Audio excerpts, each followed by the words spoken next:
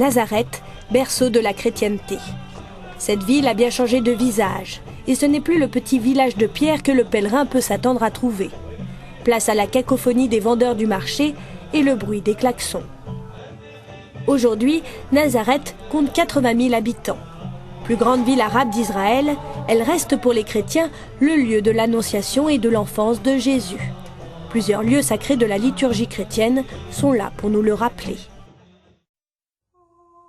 Le plus important, la basilique de l'Annonciation, plus grande église catholique romaine du Moyen-Orient.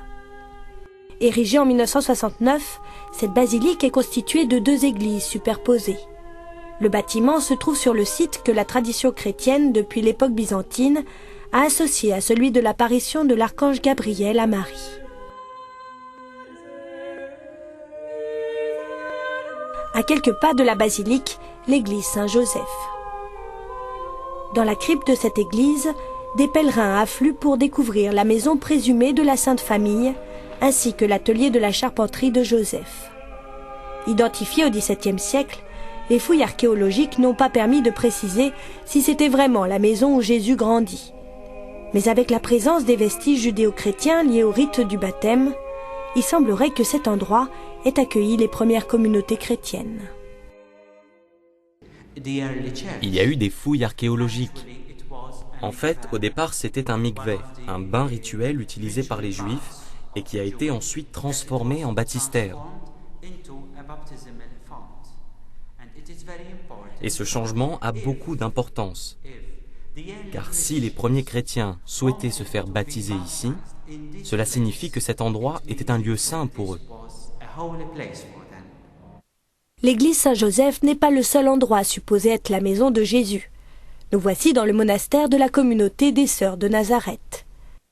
Arrivés en 1855, les religieuses construisirent ce couvent sans se douter un instant de ce qu'abritait leur sous-sol. Une grande salle souterraine surmontée d'une voûte d'époque romaine comprenant des vestiges de tous ordres.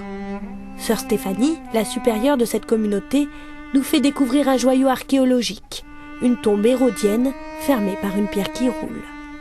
Quand je m'assois ici, c'est sûr que j'ai vu un petit peu ce qu'il a dû vivre Marie-Madeleine.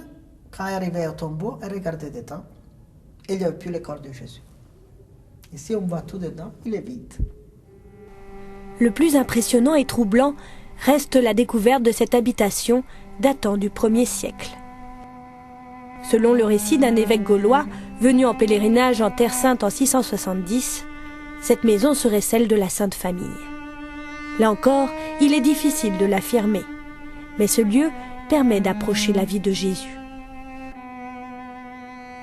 Il grandissait dans cette atmosphère, dans une vie, disons, très très simple, dans cette couvette de Nazareth, dans des maisons très simples, mais là où on pouvait, je dirais, toucher la présence de Dieu. Autre lieu emblématique de Jésus à Nazareth, l'église grecque catholique, site supposé de la synagogue où Jésus étudia. Ce lieu saint est aussi associé au début du ministère du Christ, lorsque celui-ci donna lecture des prophéties d'Isaïe. Jésus lut un passage d'un livre où il était écrit « L'Esprit du Seigneur est sur moi.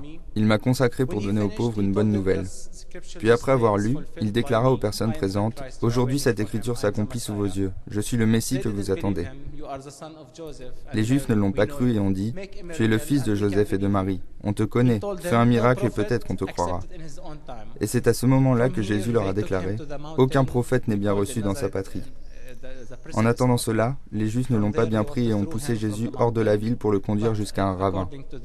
Et selon les évangiles, Jésus passa au milieu d'eux et continua son chemin. Après avoir vécu 30 ans à Nazareth, la période la plus longue de son existence, Jésus quitte son village pour accomplir sa mission, prêcher le royaume de Dieu. Depuis, de nombreux pèlerins se rendent dans la ville d'enfance du Christ pour tenter de comprendre le mystère et l'influence de cette ville sur sa vie. À l'exemple de Charles de Foucauld, l'une des plus grandes figures du XXe siècle et symbole du dialogue entre chrétiens et musulmans. Installé dans une modeste cabane chez les Clarisses de Nazareth, il y restera 3 ans, en imitant la vie de Jésus, une vie de dépouillement, de simplicité et d'humilité.